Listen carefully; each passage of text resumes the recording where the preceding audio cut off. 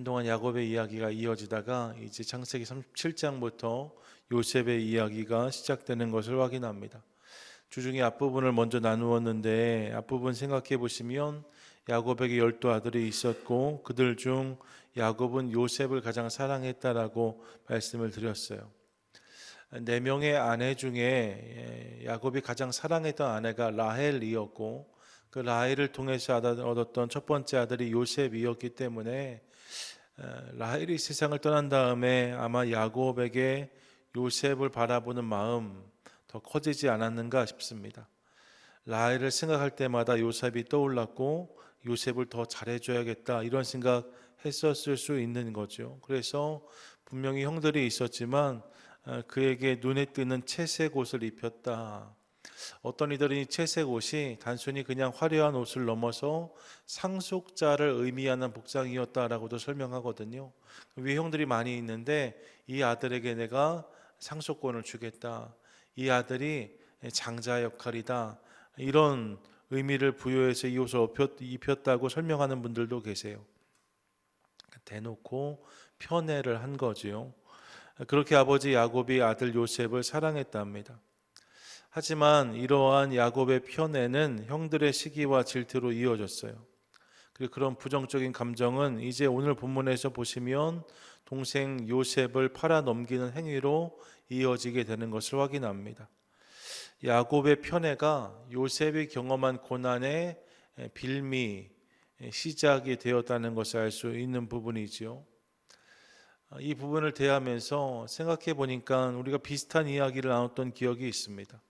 앞에 리브가와 야곱의 이야기가 그것이지요. 수십 년 전에 동일한 일이 있었던 거예요. 장남 에서를 축복하려 했던 아버지 이삭이 있었는데 리브가는 야곱을 더 사랑했거든요. 그래서 이삭의 일을 막고 아버지의 복, 장자권을 차남인 야곱에게 돌리려고 했던 리브가의 노력이 있었습니다. 이삭은 에서를 편애하고 리브가는 야곱을 편애했던 거죠. 그래서 리브가가 이런 일을 벌인 거예요. 그녀는 에서보다 야곱을 더 생각했고 그래서 그날 자신의 결정이 자신이 사랑했던 아들 야곱을 더 행복하게 할 것이다 라고 믿었습니다. 하지만 이후에 되어진 일들을 우리가 이미 알지요. 야곱은 이 일로 말미암아 그야말로 고생길이 열립니다. 그래서 먼 길을 가서 외삼촌 라반의 집에 갔다가 그곳에서도 한참을 고생하고 돌아오는 모습을 우리가 얼마 전까지 확인했어요. 뿐만 아니라 재회를 기약하며 야곱과 인사했던 리브가는 이후에 아들을 다시 보지 못합니다. 너무나 사랑해서 그런 일을 벌였고 잠깐 에서의 분노를 피해 야곱을 피신시키면서 우리 나중에 꼭 보자 이렇게 했는데 근데 그게 끝이었어요. 리브가가 야곱을 만나지 못하고 세상을 떠납니다. 여러분 이 일의 배경에 사랑이 있었음을 기억하고 싶습니다. 안 되라고 한 일이 아닙니다. 미워서 한 일이 아닙니다. 사랑해서 잘 되게 하기 위해서 그래서 한 일들이었는데 그런 일이 그런 결과를 낳지 못했다라고 성경이 말씀하고 있는 거죠. 리브가도 야곱도 다 마찬가지입니다. 이를 통해 우리는 우리가 하는 사랑의 한계와 연약함을 분명히 확인합니다. 여러분 우리도 사랑해서 하는 일들이 있어요. 근데 그런 일들이 항상 그런 결과로 이어지지 않는 것을 봅니다. 사랑해서 선의를 가지고 했는데 그런 일들이 오해를 낳기도 하고 상처를 만들기도 하고 갈등을 유발할 때도 있는 거죠. 엉뚱한 결과로 이어지는 것을 볼 때가 있습니다. 절대 그런 의도가 아니었는데 말입니다. 우리가 그런 연약한 자들인 것을 깨닫습니다. 콩 심은데 콩 나고 팥 심은데 팥 난다라고 했는데 사랑으로 심었는데 엉뚱한 일들을 경험하는 우리 현실을 볼 때가 있는 거예요. 그게 우리의 연약함인 거죠. 그렇게 사랑하는 여러분, 자기 자신을 의지하는 것은 참 어리석은 것이다는 것을 새삼 깨닫습니다. 우리가 무엇을 심는다고 그대로 나지 않으니까요. 내 생각과 내 판단과 내 능력만 주장하고 의지하는 것은 그야말로 아둔한 것입니다. 왜요? 우리가 결과를 보장하지 못하기 때문입니다. 그런 인생의 결국은 후회일 수밖에 없습니다. 우리가 다 연약하기 때문입니다. 그러므로 사랑하는 여러분, 이를 기억하며 나의 연약함을 인정하고 겸손히 하나님을 구하는, 그분을 의지하는 저와 여러분 우리 모두가 되시기를 축복합니다. 축복합니다. 아멘. 여러분, 나를 의지하는 게 아니라 그분을 의지하는 것이 중요한 거죠. 그렇게 겸손히 주의 뜻을 구할 때에 주님께서 우리 삶 가운데 하나님의 때와 그분의 방법을 허락해 주실 줄 믿습니다. 내가 심는 것이 아니라 그분이 심어주시는 게 늘 최선인 거죠. 이 사실을 기억하며 하나님을 의지하는 저와 여러분 될 수 있기를 간절히 소망합니다. 그리고 그런 맥락 속에서 이제 오늘 본문에서 요셉의 이야기를 들여다보려고 합니다. 오늘 본문에서 요셉이 팔려가요. 본문을 보시면 앞부분에 아버지가 심부름으로 이 아들 요셉을 세겜으로 보내지요. 가서 형들을 좀 만나고 와라. 그리고 그렇게 요셉이 출발했다라고 말하고, 뒤에 읽었던 본문을 보시면 그렇게 요셉이 보이니까 형들이 요셉을 해코지 하는 모습이 등장하고 있습니다. 요셉이 보이기 시작했을 때부터 사실 형들은 그를 죽이기를 꾀했어요. 저기 요셉이 온다, 꿈꾸는 자가 온다, 저가 오면 가만두지 않겠다, 그렇게 생각했고 그런 일을 벌인 거죠. 그래서 오늘 읽었던 본문의 뒷부분 보니까 그를 웅덩이에 던지고 이후에 그곳을 지나던 미디안 상인들에게 그를 팔아버리는 모습을 확인합니다. 그렇게 채색 옷은 벗겨졌고 이제 사랑받는 아들이 아니라 상인들에게 팔려 애굽의 종으로 끌려가는 신세가 되고 말았습니다. 요셉이 말입니다. 사실 우리는 다 이 이야기를 알고 있지요. 그런데 이 이야기를 들으면서 사실 우리가 별로 긴장하지 않습니다. 조마조마하지 않습니다. 심각하지 않습니다. 왜냐하면 이후에 되어질 일을 우리가 이미 알기 때문입니다. 더한 일을 당했다고 할지라도 우리가 하나도 걱정하지 않을 것 같아요. 결국에는 총리가 되는 거잖아, 뭐 이런 거니까 말입니다. 사실 저는 이럴 때가 좀 아쉽습니다. 뒤를 모르는 긴장감이 좀 있어야 되는데 뒤를 다 아니까 오늘의 본문을 읽을 때 그 본문이 주는 긴장감을 놓칠 때가 많이 있어요. 근데 여러분, 만약에 이후의 과정을 모른다고 생각해 보시죠. 여러분, 이제 지금부터 요셉이 어떻게 될지 모르시는 거예요. 요셉이 어떻게 될지 아세요? 모르시잖아요. 모르시네. 요셉이 누군지도 모르시잖아요. 모르시는 거예요. 여러분, 생각해 보세요. 그런 상황에서 곱게 자랐던 요셉이 광야까지 와서 형들을 만나는데 그 형들이 이 요셉을 웅덩이에 던져버렸답니다. 죽이려고 했답니다. 지나가는 상인에게 팔아버렸답니다. 여러분, 엄청난 일이 지금 벌어지고 있는 거잖아요. 악한 일이 지금 펼쳐지고 있는 거거든요. 그렇게 생각하면 답답합니다. 지금 형들이 악을 꾀하고 있는데 말입니다. 저들이 참담한 일을 벌이고 있는데 아무 잘못이 없는 요셉은 나락에 떨어지고 있는데 이런 상황을 막을 브레이크가 전혀 보이지 않습니다. 이런 상황에서 누가 일해 주셔야 되는가? 저는 하나님을 기대하거든요. 하나님이 이 상황을 막아주셔야 되지 않나? 하나님이 무언가 하셔야 되지 않나? 이런 생각을 하는데 하나님이 아무런 일을 하지 않으시는 것처럼 보입니다. 실제로 본문 속에 하나님이 등장하지 않잖아요. 그분이 모든 것을 아시는 하나님이신데 왜 이 일을 내버려 두실까? 이 모든 상황을 너무나 잘 아시는데 왜 의인의 고난을 방치하시고 악인들의 악행을 저지하지 않으시나? 이런 질문이 올라오는 거죠. 도대체 하나님 무엇을 하시나? 이런 생각 말입니다. 여러분, 그럴 수 있습니다. 사실 의인의 고난은 욥만의 이야기가 아닙니다. 이유 없이 고난을 당하고 원인 없이 아픔을 경험하며 억울하고 답답한 상황을 지났던 이들은 너무나 많습니다. 오늘 우리도 그렇지 않습니까? 물론 납득이 되는 고난도 있을 수 있죠. 이런 잘못 때문에 내가 이런 어려움을 당하나 보다. 하지만 여러분, 그렇지 않은 고난도 생각보다 많습니다. 왜 나에게 이런 고난이 찾아왔는지, 왜 내가 이런 어려움을 당해야 되는지, 왜 우리 가정이 이런 경험을 해야 되는가, 이런 질문이 올라오는 순간들이 있을 수 있는 거죠. 왜 이런 일을 내가 만나나? 왜 이런 일이 나에게 찾아왔는가? 예, 여러분, 하나님이 숨어 계신 것처럼 느껴지는 순간이 누구에게나 찾아올 수 있고 그런 순간을 만날 수 있다는 거예요. 그럼 질문하죠. 하나님, 도대체 무엇을 하고 계십니까? 이런 질문 말입니다. 본문을 대하면서 그런 생각을 해보는 거예요. 뒤에 요셉을 총리로 만드신 하나님을 기억하면 이게 하나님께서 일하시는 방향이구나 알게 되지만 본문만 들여다보면 하나님이 계시긴 한 건가 이런 생각 해볼 수 있다는 거죠. 요셉에게 당하는 엄청난 고난을 보면서 말입니다. 그런데 오늘 본문을 가만히 들여다보면 분명히 하나님이 등장하지 않으시지만 그분이 숨어 계신 것처럼 느껴지지만 그렇다고 그분이 일하시지 않는 하나님은 아니란 사실을 깨닫습니다. 숨어 계세요. 하지만 그럼에도 그분이 하시는 일들이 있다는 것을 알 수 있다는 거죠. 어떤 부분에서 그분을 발견할 수 있는가? 먼저 여러분 24절 보세요. 본문 24절 보시면 요셉을 잡아서 구덩이에 던졌다 합니다. 그런데 본문은 그 구덩이가 빈 것이었다라고 말하고 이어지는 본문에서 그 안에 물이 없었다는 부연까지를 굳이 덧붙이고 있습니다. 우리 입장에서는 별 느낌이 없을 수 있어요. 그냥 빈 우덩이에 던졌나 보다 이 정도 생각할 수 있는 거죠. 사실 여러분 그런데 그 당시에 이스라엘 사람들 입장에서 이는 놀라운 이야기였을 것입니다. 왜냐하면 가나안은 늘 물이 부족한 땅이었거든요. 비가 와도 그 비가 바로 땅에 스며버려서 농사짓기도 어렵고 가축을 키우기도 어려운 땅이었습니다. 그래서 목동들은 광야 여기저기 큰 웅덩이를 팠어요.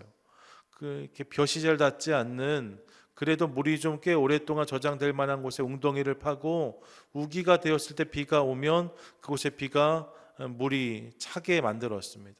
이후에 가축들을 데리고 광야에 나왔을 때 그 웅덩이를 통해서 물을 공급받았던 거죠.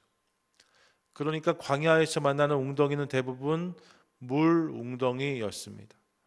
극심한 가뭄이 아니면 대개 그 웅덩이에 물이 차 있는 경우가 일반이었다라고 말씀드릴 수 있는 거죠. 상상해 봅니다. 만약 여러분 그랬다면 말입니다. 요셉이 던져져서 빠진 웅덩이가 마른 웅덩이가 아니라 물 웅덩이였다면 어떻게 되었을까요? 분명하죠. 여러분 요셉은 더 큰 생명의 위협을 경험했을 것입니다. 자칫하면 광야에서 익사할 수도 있는 상황이에요. 여러분 그 웅덩이를 호수처럼 파는 게 아니잖아요. 이렇게 오목하게 파놓았을 텐데 도저히 나올 수는 없고 안에 물은 있고 감당할 수 없는 상황인 거죠. 그 안에 물이 가득 차 있었다면 요셉이 그렇게 그 자리에 세상을 떠났을지도 모릅니다. 근데 요셉이 던져진 웅덩이가 있었는데 그 웅덩이는 빈 웅덩이였다. 그 안에 물이 없었다라고 성경이 기록하고 있어요. 이를 통해 요셉의 목숨이 부지될 수 있었던 거죠. 이게 한 장면이에요. 또 본문 28절을 보시면 유다가 형제들에게 동생을 죽이는 것이 무익하니 차라리 그를 상인들에게 팔자라고 말하는 모습이 등장합니다. 사실 앞서 본문에서도 르우벤이 다른 형제들이 요셉을 죽이자고 말할 때에 그러지 말고 일단 웅덩이에 던지자 그리고 되어지는 일을 보자라고 말했는데 이후에 유다가 또 요셉을 죽이는 것이 무익하니 상인들에게 팔자라고 말하는 본문이 등장하고 있는 거예요. 사실 다른 형제들은 다 요셉을 죽이려고 했거든요. 그런데 지금 르우벤과 유다가 이런 일들을 하고 있는 거죠. 그런데 여러분 유다가 이렇게 말하게 된 동기는 미디안 상인들을 발견했기 때문이다라고 본문이 말합니다. 이스마엘에서 온 상인들을 보고 이런 제안을 한 거죠. 생각해보면 이는 기가 막힌 타이밍입니다. 고대의 상황 속에서 상인들의 이동은 아주 빈번한 것이 아니었습니다. 언제 어떻게 도둑을 만날지 강도를 당할지 알 수 없으니까요. 어느 도성에선 도성으로 이동할 때에는 그냥 아무나 가는 게 아니라 일단의 무리가 만들어지면 함께 출발하는 일이 일반이었어요. 그러니까 10분에 한 번씩 버스가 있는 그런 상황이 아니었다는 거죠. 꽤 오랫동안 머물렀다가 며칠 동안 머물렀다가 일단의 무리가 되면 이동하고 또 일단의 무리가 되면 이동하고 그렇게 저들의 이동이 가능했습니다. 그러니까 사실 광야에서 만나는 상인의 무리는 매일 볼 수 있는 게 절대로 아니었습니다. 며칠에 한 번 혹은 한 달에 한 번 아니면 수개월에 한 번 있을 법한 만남이 상인들과의 만남인 거예요. 근데 그런 상인이 지금 그곳을 지나가고 있었다라고 말하고 있는 거잖아요. 또 상상해 보는 거예요. 만약 말입니다. 그날 그곳에 이 상인들이 지나가지 않았다면, 유다가 그들을 발견하지 못했다면 이미 형제들은 요셉을 죽이기로 마음을 먹었으니까요. 이 일을 막지 못했을지 모릅니다. 미디안의 노예로 팔아버리자 하니까 요셉을 꺼내서 판 거지, 그 일이 아니었으면 요셉은 그 웅덩이에 방치되었거나 아니면 화를 입었을 수도 있는 상황이에요. 근데 마침 딱 그때 미디안 상인들이 그곳을 지나간 거죠. 그래서 그들에게 요셉을 팝니다. 또 그들이 그 요셉을 선뜻 삽니다. 사실 집에서 이렇게 온실에 자란 아들이 요셉이잖아요. 상인들 입장에서 이 녀석 일도 잘 못하게 생겼고 안 해본 것 같고 피부는 뽀해가지고 뭘 할 수 있을까 생각했으면 데려갈 이유가 없어요. 종을 사가는 거잖아요. 근데 요셉을 선뜻 그들이 삽니다. 그리고 그를 애굽으로 끌고 가요. 이를 통해 요셉이 목숨을 건질 수 있었던 거죠. 그리고 우리가 이미 아는 것처럼 그렇게 팔려간 요셉은 저들을 통해서 보디발 장군의 집 노예가 됩니다. 애굽의 왕 바로 측근에 있었던 보디발 장군의 노예로 요셉이 가게 된 거예요. 이런 일들이 징검다리처럼 있어서 요셉의 인생이 되어지고 있는 거죠. 이런 일들을 대하면서 이런 생각을 합니다. 하나님 분명히 숨어 계셨어요. 맞아요. 그분이 드러나지 않습니다. 하지만 우리는 이 모든 일 뒤에서 일하고 계시는 하나님을 깨달을 수 있습니다.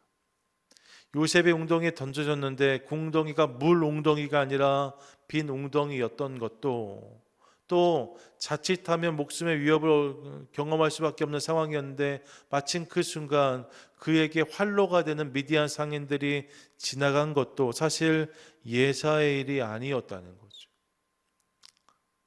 하나님이 보이지 않고 들리지 않으셨지만 그의 손이 앞서 행하신 일들이 아니었는가, 이런 생각을 해보는 거예요. 하나님이 그렇게 일하신 거죠. 하나님의 손길을 느낄 수 있는 부분이 아닌가 생각해 봅니다. 그러면서 숨은 그림 찾기를 떠올렸어요. 마치 숨은 그림 찾기를 하는 것처럼 느껴집니다. 얼핏 보면 그냥 그림이, 얼핏 보면 그냥 장면입니다. 그런데 잘 들여다보니까, 여러분 숨은 그림 찾기 그런 거잖아요. 그냥 그림인데 잘 들여다보면 거기 연필도 있고 토끼도 있고 사과도 있고 촛대도 있는 거잖아요. 그냥 보면 안 보이는데 잘 들여다보면 보이잖아요. 동그라미를 치잖아. 여기 연필이 있구나, 여기 촛대가 있구나, 이렇게 동그라미 치는 게 숨은 그림 찾기 아닙니까? 마찬가지라는 거예요. 하나님이 우리를 당신이 준비한 숨은 그림 찾기를 초대하실 때가 있다는 사실을 깨닫습니다. 그분이 드러나지 않아요. 근데 자세히 들여다보면 그 안에 하나님의 간섭이 있고 섭리가 있는 것을 깨닫습니다. 그분이 놓으신 장치가 있습니다. 지나갈 땐 몰랐는데 돌이켜보니까 이건 하나님이 하신 거구나. 그래서 감사하게 하고 감격하게 하십니다. 룻기가 떠올랐어요. 모압 출신 룻이 이삭 죽기를 하려고 우연히 들어갔던 밭, 우연히 그 밭에 들어가죠. 근데 이날 마침 그곳에 나온 보아스를 만납니다. 마침 보아스가 그곳에 옵니다. 이 우연과 마침이라는 두 형용사 부사를 통하여서 이 둘의 만남이 이어지고, 이 만남을 통해 다윗의 할아버지였던 오벳이 태어난 것을 우리가 기억합니다. 혹자는 이 일을 룻이 경험한 행운이라고 말할지 모릅니다. 하지만 우리는 압니다. 이는 행운이 아니라 하나님의 섭리였어요.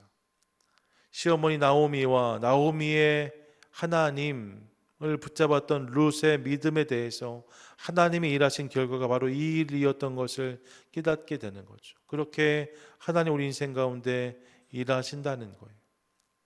그러므로 사랑하는 여러분, 숨어 계시지만 여전히 일하시는 하나님, 그분을 신뢰하는 저와 여러분, 우리 모두가 되시기를 축복합니다. 아멘. 우리 삶에도 그런 숨은 그림 찾기가 있을 수 있습니다.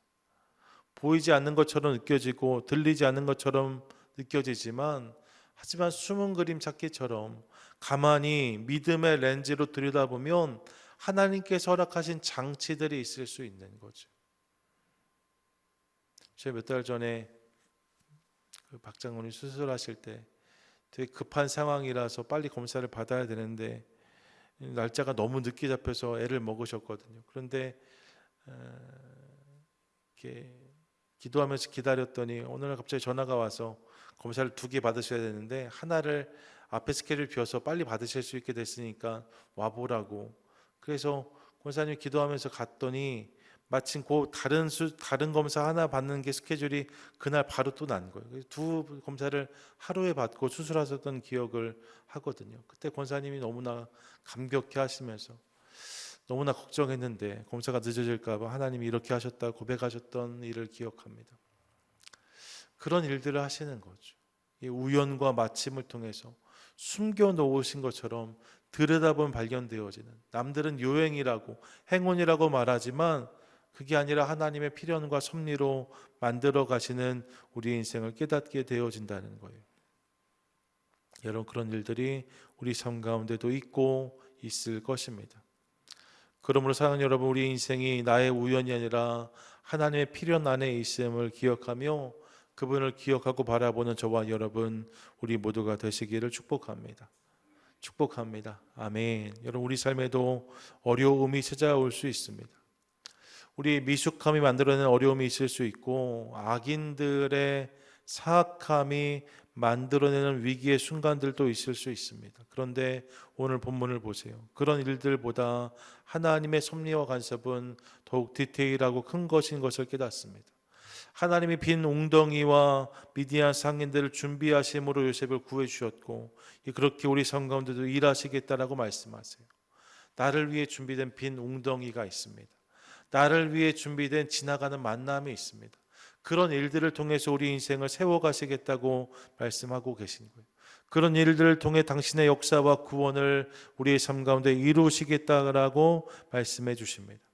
그러므로 이를 기억하며 그분을 소망함으로 오늘은 다 이해할 수 없지만 어느 순간 완성된 하나님의 큰 그림을 경험하고 누리는 저와 여러분, 우리 모두가 되시기를 축복합니다. 믿음의 눈을 열어 그 렌즈로 우리 삶을 한 번 더 돌아보겠습니다. 숨은 그림 찾기처럼 하나님이 여기저기에 놓으신 그분의 흔적들, 여러분 그것들을 깨닫게 될 때에 우리의 삶은 더 큰 감사와 더 큰 감격으로 채워지게 될 줄로 믿습니다. 이 사실을 기대하며 주님을 소망하며 나아가는 것을 통하여서 날마다 나의 이야기를 넘어 내 삶에 써주시는 하나님의 이야기를 경험하고 누리는, 또 그 일의 주인공으로 살아가는 저와 여러분, 우리 모두 되시기를 주님의 이름으로 간절히 축원드립니다. 아멘. 우리 기도하겠습니다.